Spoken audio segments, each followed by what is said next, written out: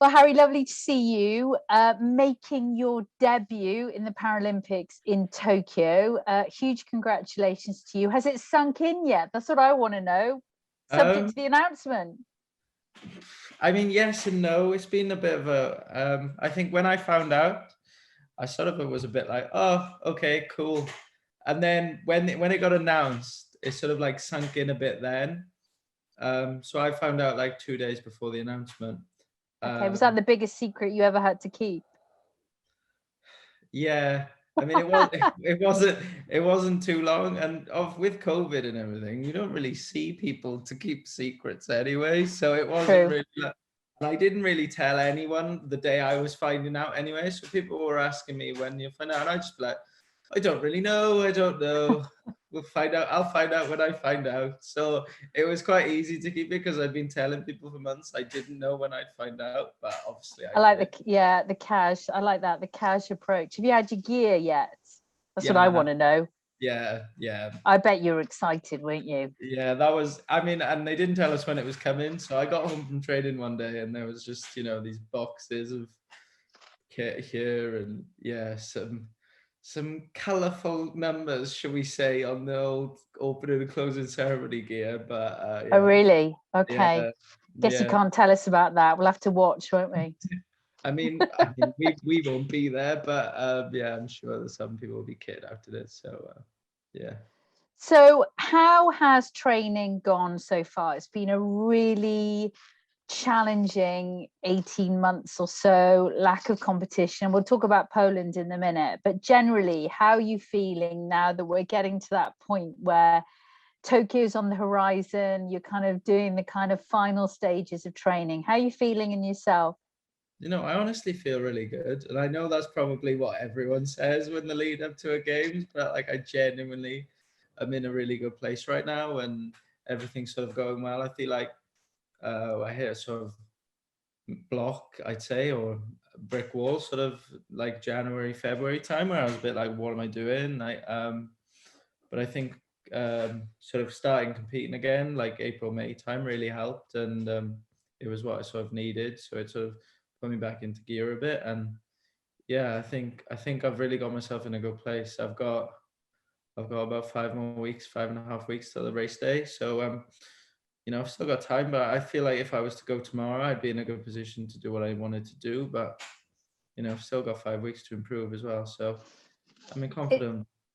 it's all about timing, isn't it, with elite sport, getting it right at the right moment. And I Yeah, know you mentioned about the lack of competition, but in fairness to you, going to the European Parathletics Championships and obviously winning bronze in Poland, and you must have been delighted with that kind of performance back in June and actually competing on the international stage, just to get a vibe of a yeah, competition experience again, and some of your potential rivals as well, right? yeah. I think it wasn't. It was sort of. It was that was the main reason I was going because obviously, I don't know if people know. Like I had to race up a classification in the Europeans. So I sort of knew it would be sort of a tough medal prospect for me or a tough competition wise. So it was sort of an unknown competition wise because it was like no teams weren't going, countries weren't going. Who's going to be there? Who am I racing against? Who in the higher class is going to be there? Who in my class is going to be there? It was really unknown. So I was literally just going to get myself back in the mindset of sort of being away, going through the process of call rooms, going through the COVID process, which was something, was mad, getting tested every day, every so that was sort of the main reason I was going to go, and obviously to race. It was nice to come out with a bronze, but it was sort of, I wasn't against my class, so it's sort of like Mm. it was bronze, but it's good. But we'll see what we'll see what happens in Tokyo. So yeah.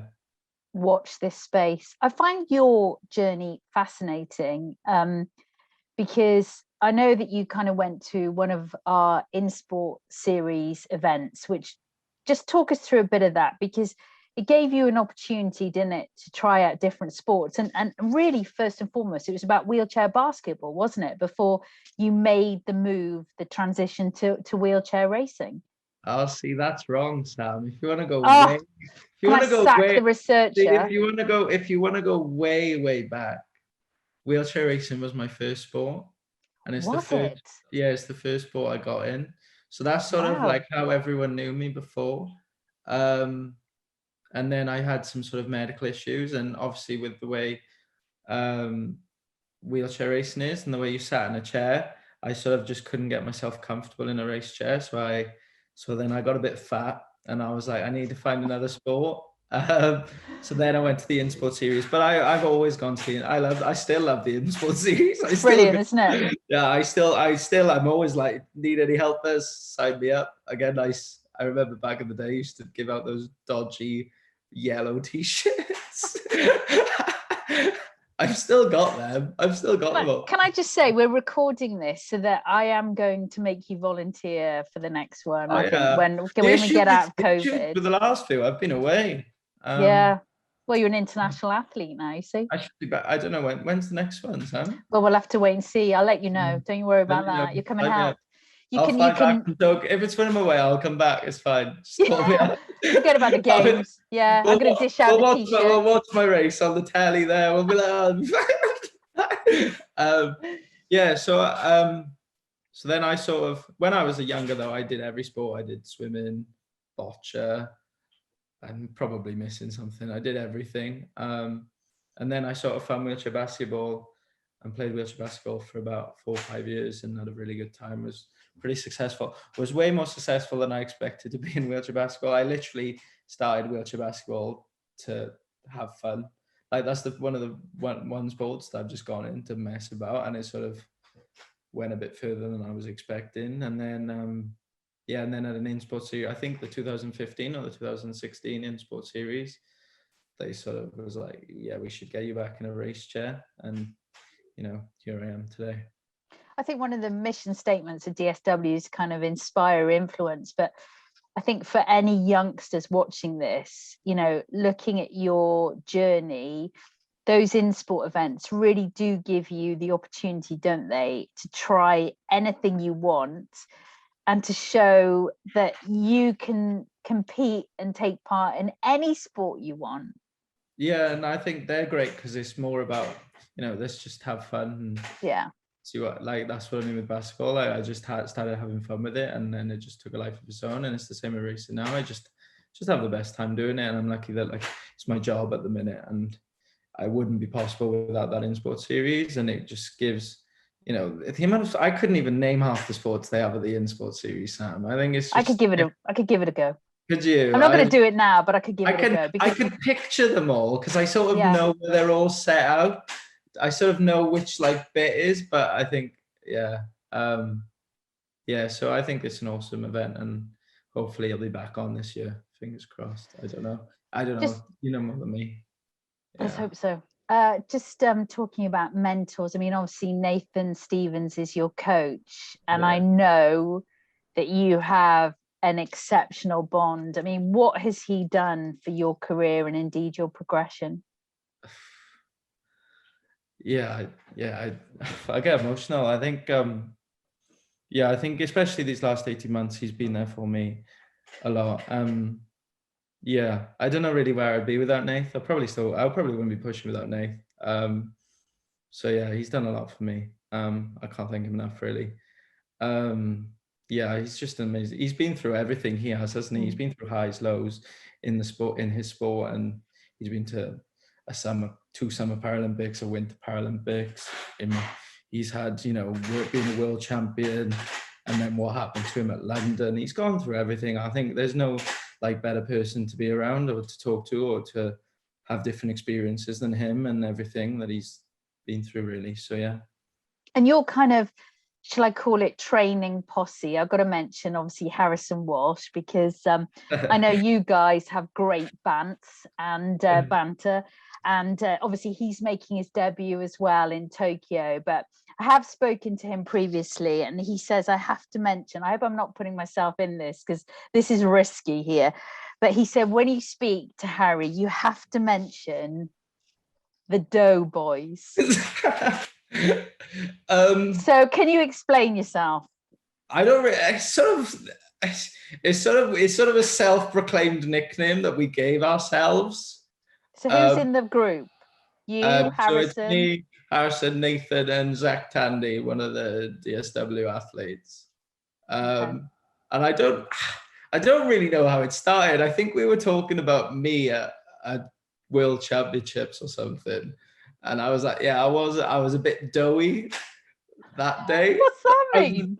Like a bit, I had a bit of, you know, few extra pounds on the old rig, and then we were like, oh, we're all a bit doughy, so we were like, oh, we'll refer to each other as the dough boys. But Okay. you know, they're all big.